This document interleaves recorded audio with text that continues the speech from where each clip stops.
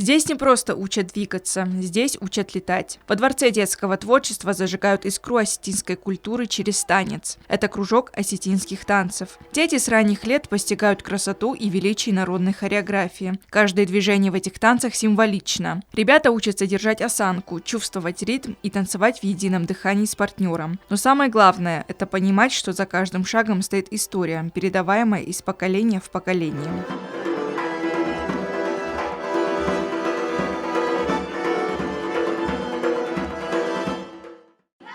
Во Дворце кружок национальных танцев успешно работает уже несколько лет. Только в младшей группе больше 60 ребят. Желающие могут записаться в течение всего года, но, как отмечает художественный руководитель ансамбля «Фиден» Олеся Хугаева, лучше всего детей записывать с сентября. На ансамбль номхойна Фиден, дворец ансамбль стем, тунг молодой ансамбль стем, дозайтем анелна шефадан, статер ридагандер.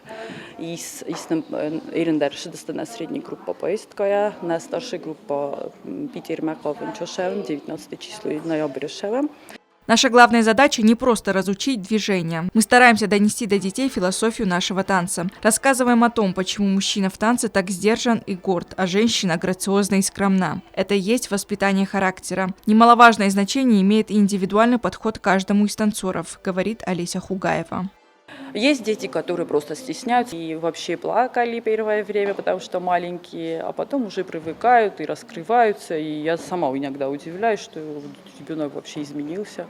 То есть от педагога очень многое зависит, надо как-то каждому ребенку искать подход, все мы разные. Где-то метод кнута и пряника это всегда хорошо работает, но если ребенка поругали, он должен обязательно знать, за что его поругали. Занятия проходят 3 раза в неделю. Сами ребята с нетерпением ждут каждое занятие, ведь с каждым разом они набираются опыта и оттачивают мастерство.